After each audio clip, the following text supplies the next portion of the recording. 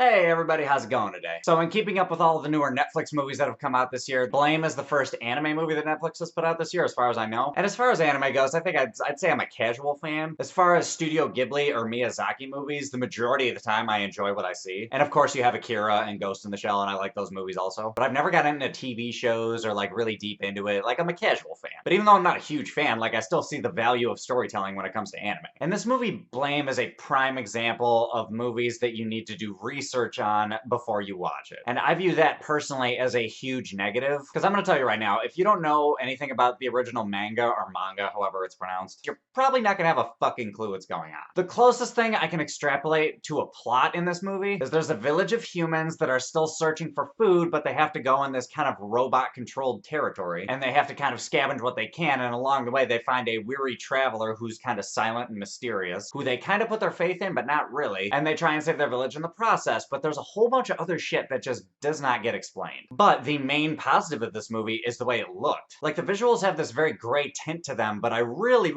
liked the design of everything, albeit the reality is that design probably came from the manga originally, so it's not totally original concepts. But I liked the way everything was carried out, like visually. And the suits the villagers wear, it had this kind of Final Fantasy Spirits Within vibe to it, and the whole movie had this kind of Matrixy vibe minus the whole, you know, jacking into an alternate reality thing. And this seems to be a regular concept of like man and machine, or man versus machine, or man melding with machine, that kind of thing. Because this movie brings that up, but in like a really odd kind of way. And for some reason, another thing that really got me was the music in the third act. I couldn't tell you why, but that part of the movie just got popped out in my head, and I thought it was awesome. And another good thing that the movie did was it did a good job building suspense. Because the villagers constantly have to outrun these kind of quadruped robots throughout like most of the movie. And the build up to tension and a lot of the action scenes were cool. And not all the characters live or die, so there is an element of danger there. Like, there was a lot of good stuff to be had while watching this movie, but it only gave you bits and pieces of what the actual story was about. Like, even after researching it a little bit on Wikipedia, I'm still kind of confused, to be honest. Like, there are these oversized robots called builders. They don't really explain those things. There's something called a net terminal gene, which allows people to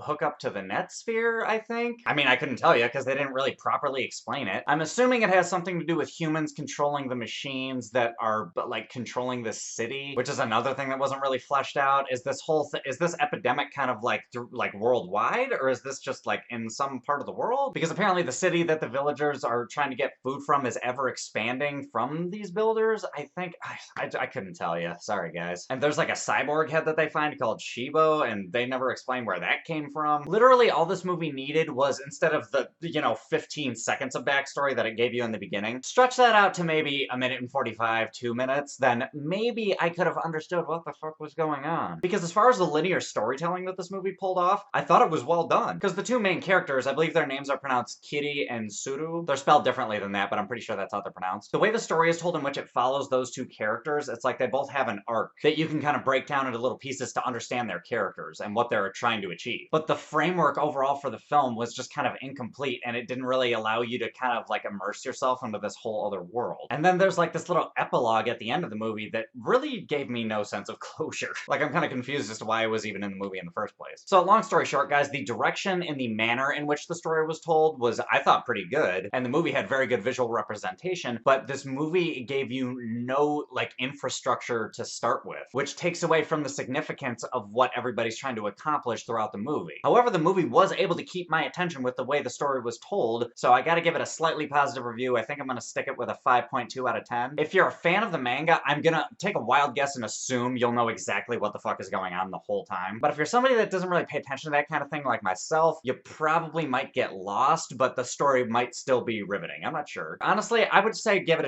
a watch. I'm not sure how anybody's gonna react to it, really. But anyway, guys, those are my thoughts. What are your thoughts? Have you seen this movie? Do you know anything about it? Do you think you can help me understand it a little bit more? Hop in the comments. Let me know what's up. Other than that, if you like this video, give me a like, subscribe, do all that other bullshit, and I'll catch you guys later.